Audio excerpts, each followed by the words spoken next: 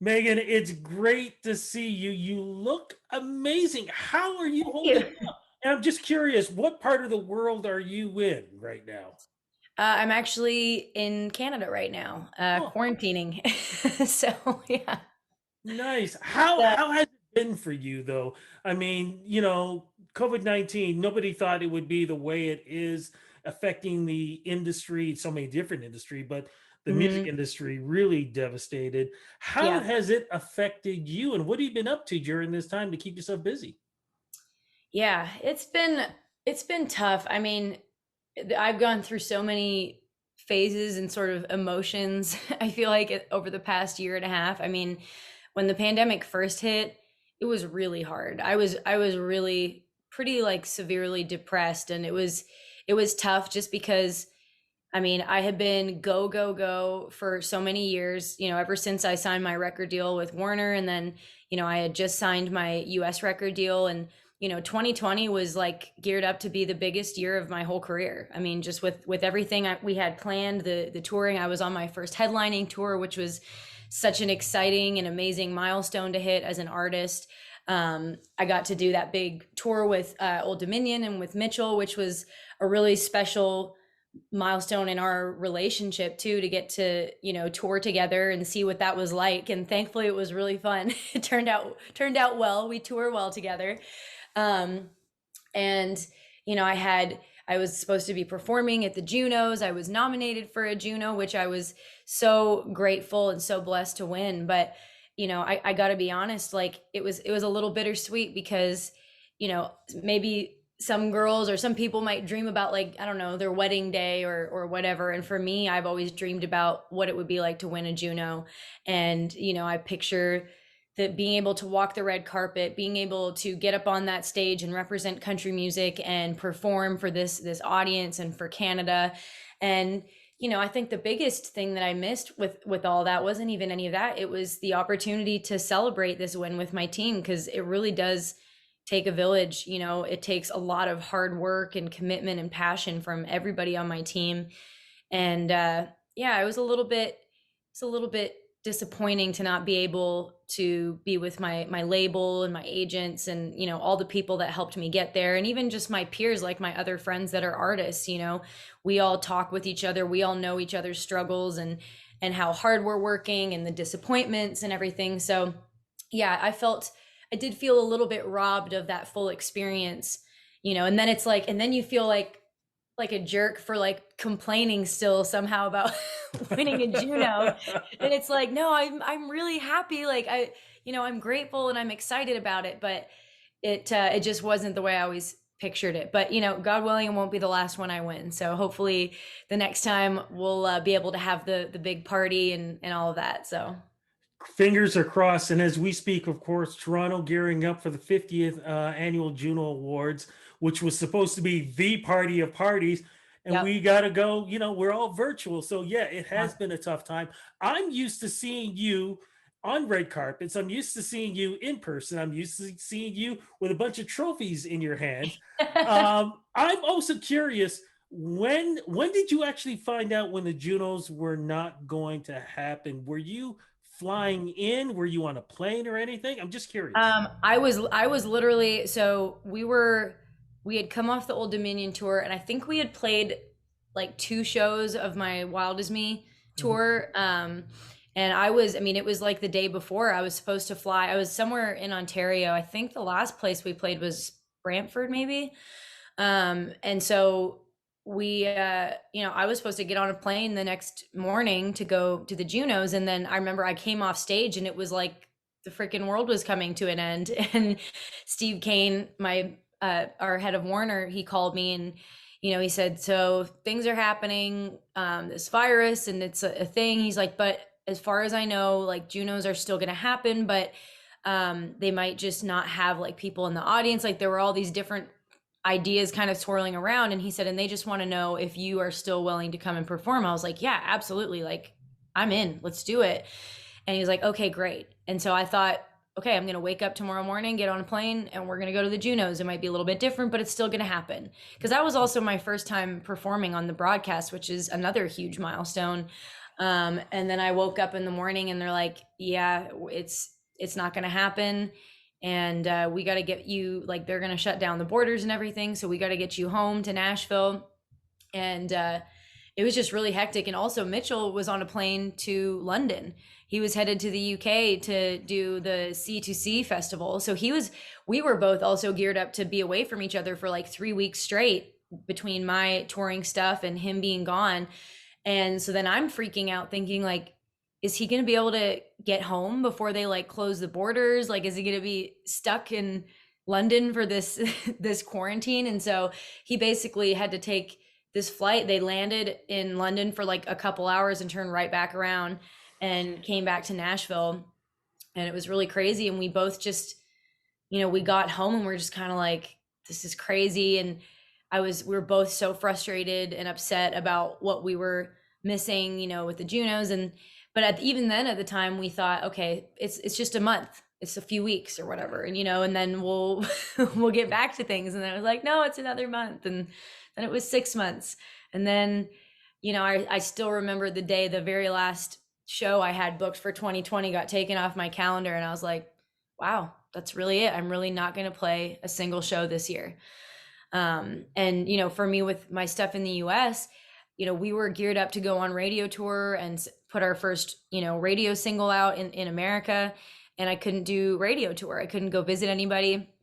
We ended up deciding to wait until the end of the year. And we did go to radio with a single. And I mean, it tested well and it did well, but like, there's just a lot of people in radio that I hadn't made relationships with yet. And, I wasn't able to promote it and get out and visit people. And so, we kind of had to take a step back from that too, which was just really frustrating and a bit disheartening, and so there was a lot of stuff that was really, really tough. And also, I mean, Mitchell and I just bought a house. So I'm like, how am I going to, how am I going to make money? Like, how am I going to pay for this house? But we made it through. And I think, it also put our relationship to the test, which was tough.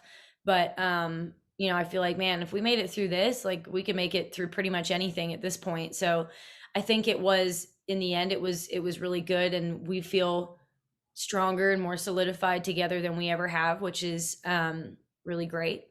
And because unfortunately some other couples didn't fare so well during the quarantine.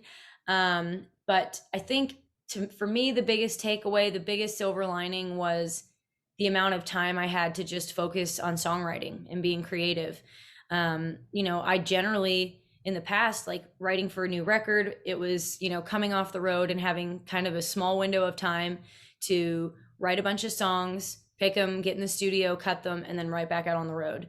And oftentimes I was rolling into that time to write probably sleep deprived and exhausted and, tired from the road. And I was also kind of always on like a deadline, like, okay, we got to have these songs by this time. And sometimes when you're on a deadline, you get into a place where the label's like, okay, we really love what we've got, but we feel like we're missing, this kind of song, or we want a happy, fun up tempo for radio, whatever it is, it's usually that. And, and then you kind of start chasing things with your writing, which that doesn't mean that you're not going to get good songs, but it doesn't necessarily always come from the most authentic place. And it's not always you writing what you really need to write, for you. It's just trying to chase something and like, fill a slot. And so with this past year, I mean, I wrote every day, 5 days a week, sometimes more than once in a day. I got to write for just some other genres and other artists. I wrote with like a metal punk band out of Oklahoma, and just been working on a bunch of different stuff, because I mean, country music is my home as an artist, but as a writer and a creator, I love so many different genres, and so it's been cool to have time to do some of that as well. And I also feel like for myself, for my own music, having that much time, it was like I kind of was able to explore a little bit more and go in some days and be like, let's just try something weird. Like, why not? I've got all the time in the world, and I'm not going anywhere anytime soon. And I think also having a lot of time for self-reflection and figuring out what I really want to say and who I want to be and how I want to say it. And so I think, the product of that is some of the best songs I've written, and digging a lot deeper, and some of the most authentic and honest songs I've written. So I think that's a pretty big win in a year of loss. I want to get back to the music in just a second, but I also want to ask you too, because you said, of course, you were out in Nashville. You both got home to safety. Not completely safe because didn't Nashville get hit by tornadoes or Yeah. something? Talk a little bit about that, please. Yeah. So the tornadoes actually happened before. Yeah, it happened before the pandemic hit, but it had been right before. It was in March. I think it was. Actually, I'd have to check and see, but yeah, I think it was before because I I don't think think it we was were locked down. after. Was it? I Because think I'm trying to so. I'm trying to think about, because there were people out like helping and stuff, so I feel like we Mhm. weren't. I think it was before. It was before. Um, Okay. because I remember it was because I was out with a lot of the Old Dominion crew to like help with the tornado cleanup because we had just been on tour together. So I Oh, think it okay. was before. But yeah, I mean it was just so tough, like coming from, it was just like, man, how many more things can happen? Like how much more can we take? So regardless of, I can't remember, it might have been before or after, but either way, it was a huge hit. I had a lot of friends whose houses and homes got hit really hard, and um, yeah, it was tough. But I also saw people really come together. I was really proud of my city and of Nashville, the way people helped out and the way people came together. I mean, it got to a point where they actually started telling people that were volunteering, like, we actually need you guys to just like stay home and kind of stay out of the way because they're trying to get in and clean up debris and stuff, and it won't be safe. So there was like an influx of like almost too many people trying to help, which was really cool. And then we did get to play, Mitchell and I and a bunch of his friends. Well, Mitchell put it together. We did a huge benefit for the tornado relief, and we were able to raise a ton of money, which was awesome. So but yeah, it was tough. And then we just had a big flood too a few weeks ago. I had a friend of mine, actually one of my co-writers. He wrote "Girls Like Me" off the Wild As Me EP. He lost everything. They lost their whole house and like everything in it. So yeah, Nashville, I have to say, like coming from like Ontario, where we're not really prone to tornadoes or floods. Mhm. I was just like, man, you guys got a lot of natural disasters here. Oh my goodness. But the other thing that's I'm glad you both are safe. The other thing too is mental wellness is very important. Anybody and everybody should follow you on Instagram because the things that you post are amazing. The vehicles that you're driving, um, the fact that you go out into the woods, you're hunting, you're enjoying nature as much as possible. But I think the most fun thing that I saw you do is what you did with a rope and a chair. Oh, yeah. Could you explain that, please? So yeah, I was just a friend of mine, my friend Farron. Her and I and our friend Ashley had just went out for dinner, and we'd had a couple margaritas, and we decided to go over to Ashley's house. And we came in, and her husband was really drunk, and he was in the kitchen with this lasso. And of course, like, and if you know me, like, of course I've got to try it. And Farron's laughing because she's like, I know you, and she's like, and we're not leaving until you like get this, until you figure it out. And I was like, you're absolutely right. And so yeah, we were just sitting there. He was kind of like showing me the ropes, so to speak, and kind of teaching me the technique. And it actually didn't take me too long to finally get it and pull it. So, and then of course, naturally, I went online and bought one for myself. So, Nice. Honest no, to God, you are what. See, one of the things I love about you is the fact that no limits is not part of your vocabulary. no, You literally, when you put your mind to something, you do yeah. it. Where does that come from? I mean, I think it's probably a combination of just my nature, and also just my raising. And I think a lot of it was like, my dad, for example. I was kind of always a tomboy growing up, and was always interested in doing boy things, so to speak. And my dad, he never made me feel like I wasn't capable of doing any of those things, or like I shouldn't be doing them because I was a girl. He was always very supportive of that. Um, and also I was an athlete for most of my life. And I don't like to lose. I like to be good at things. I like to win. And so whatever it is I try, I don't really do anything half-assed. I'm kind of all or nothing type of girl, whatever I do. So I don't know. I think it definitely a big part of it. It's just in my nature to be that way. I've kind of always been that way since I was a kid. Okay, let's get to the music now because, as you said, you've been doing a lot of writing. Curious, the songs that you have written, is this are these songs on the album we're going to talk about?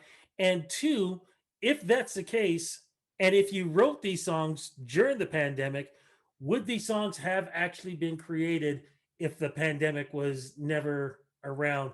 Because of course, a mindset is different from before this pandemic to going through this.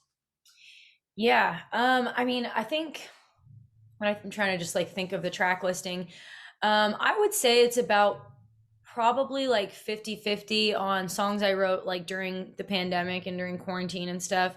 And some of them were written before that. Yeah, I'd say it's about 50-50 because actually two of the songs on the record, Where You Drink and Never Giving Up on You, I had actually cut those songs when we were cutting for Wild As Me. Because we had initially we were going to do a full length record for Wild As Me, and then we decided that instead we were going to break it up and do an EP, and we had actually planned to do a second EP, like another 6 songs or whatever within the year. But then 2020 happened and things kind of got messed up, and so that it just didn't really pan out that way. um, so we had actually already cut those songs, and when it came down to choosing which ones we were going to keep for those 6 songs on the Wild As Me EP, I specifically kept Never Giving Up on You off of there because we'd already picked our radio singles, and I felt really strongly that was a strong radio single. And so I was like, well, let's not put it on the record then. Let's save it so that we can take it to radio as a fresh single on the next project. Which is what we did, and it's doing really well right now. I think we're in the top 20 this week, which is awesome. So yeah, those ones were older songs, and produced by Jeremy Stover, who had done my last 2 records before that. But this record, there were some changes. I worked with a new producer, my friend Joey Hyde, who's also a great songwriter, and it wasn't like, I mean, Stover and I are still very good friends, and I love him and I love what he did with my previous records and even with the songs that are on this new record. But Joey and I were in this creative space during the pandemic and even before that, where we were just writing really well together, and he was doing the demos for all these songs, and they just sounded awesome. And I was just evolving a little bit as a musician, and what I wanted to do sonically, production wise, was evolving, and it was just moving towards more stuff that Joey was really great at. And I also wanted to be more hands-on myself with the production and like co-produce. And so I approached Joey because Joey was one of the co-writers on my first car. So, but I'd actually had Stover produce it. And after, I was like, man, I was kind of feeling like, you know what? I kind of want to give him a shot at like really producing some music, and I want to do it together with him. And so we got really drunk the night my first card came out, and we got to talking. I was like, hey Joey, do you want to make a record with me? And he said yes, and he was super excited. And it was a really special experience for a number of reasons. Because Joey Stover is a very well-known, very successful producer, whereas Joey he was also an artist before, so he hasn't done any real big projects or anything as a producer outside of his own music. And so I remember he sent me a text the night before we went in the studio, and we'd already had like 2 different pre-production meetings, the 2 of us.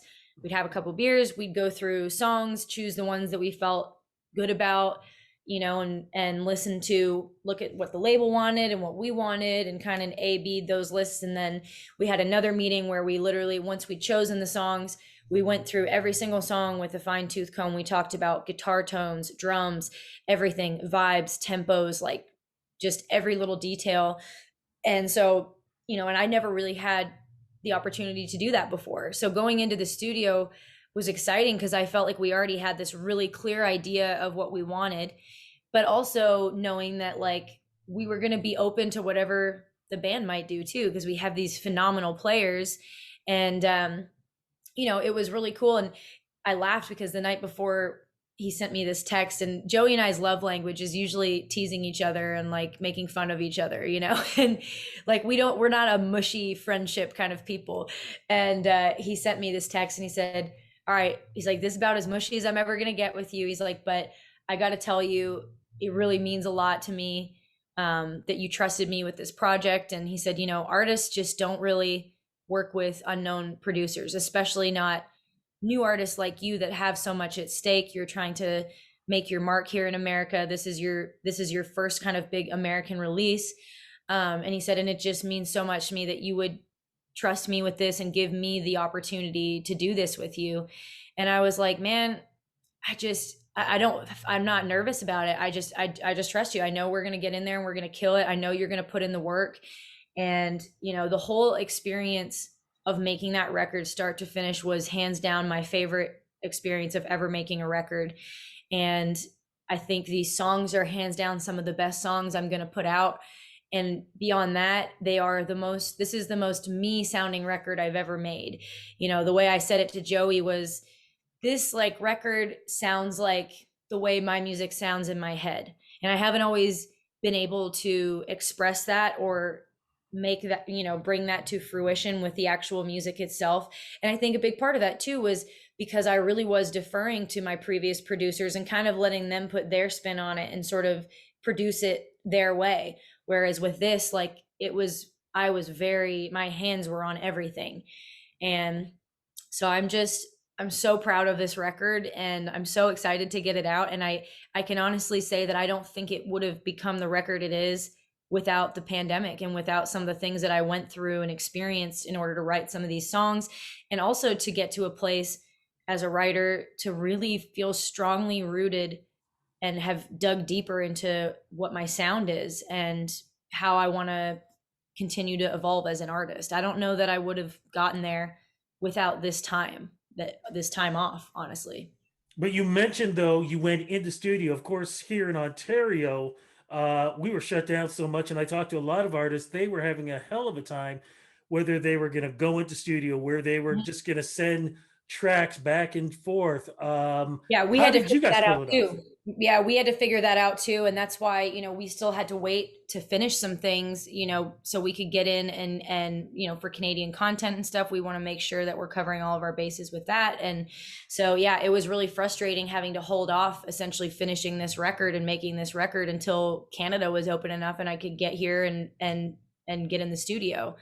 So yeah, it's been frustrating just having this music and wanting to get it out and get it done. But it's, thankfully seems like things are starting to finally open up a little bit more. Absolutely. Okay, let's make this part official. What is the name of the new album and the theme behind it? What would you say the theme is, please?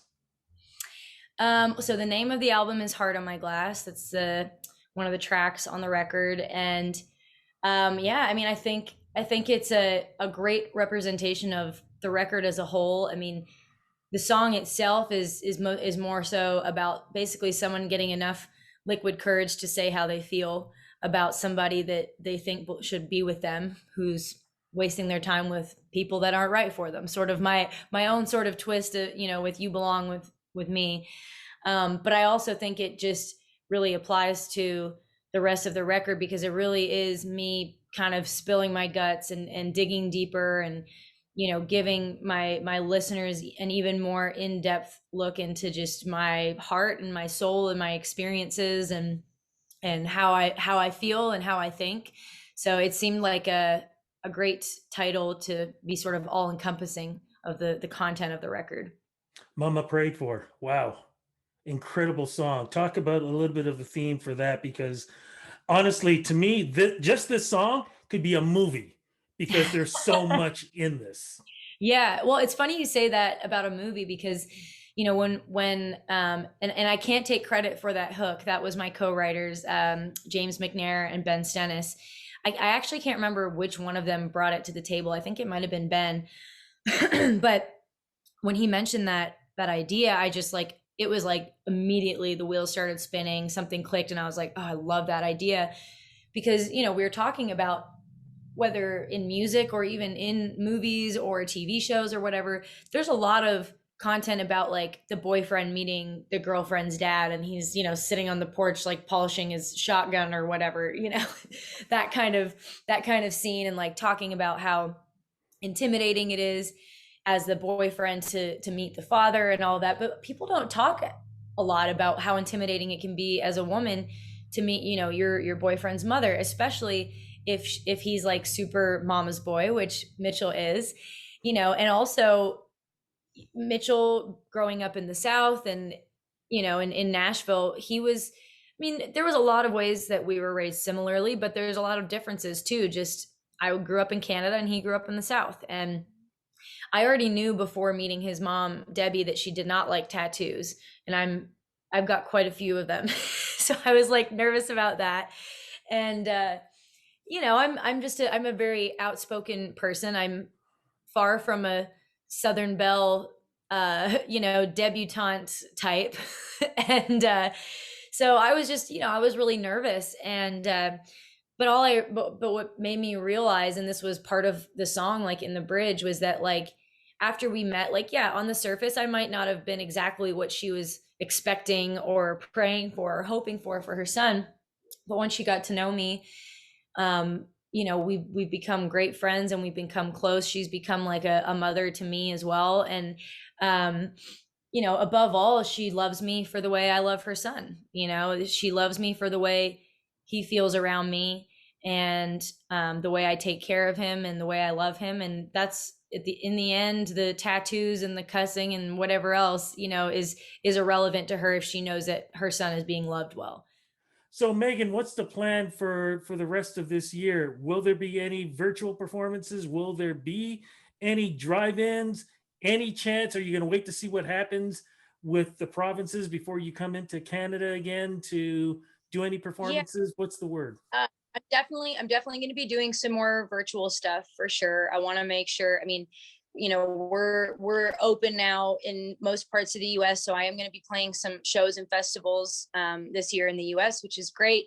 But as far as Canada goes, I mean, yeah, it's just kind of waiting to see, you know, what the rules and restrictions are going to be. I'm definitely going to be doing virtual, you know, live stream stuff like that. I mean, as far as physically coming to play anything, even drive-ins, you know, it's going to matter. It's going to depend on the quarantine rules, because I'm not going to be able to come and quarantine for 2 weeks every time I play a show, you know, or pay for my band to, you know, quarantine or whatever. So it's, unfortunately, there's a lot of things to consider, but hopefully things start rolling a little bit faster here.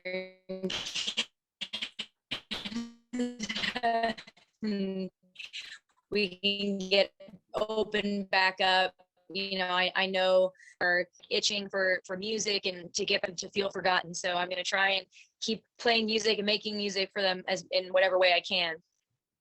Well, we are so happy that you've got a new album out, new music. Congratulations on that. Congratulations on your Juno win last year. Crossing Thank you. fingers that 2022, maybe we can have that conversation again because of this album.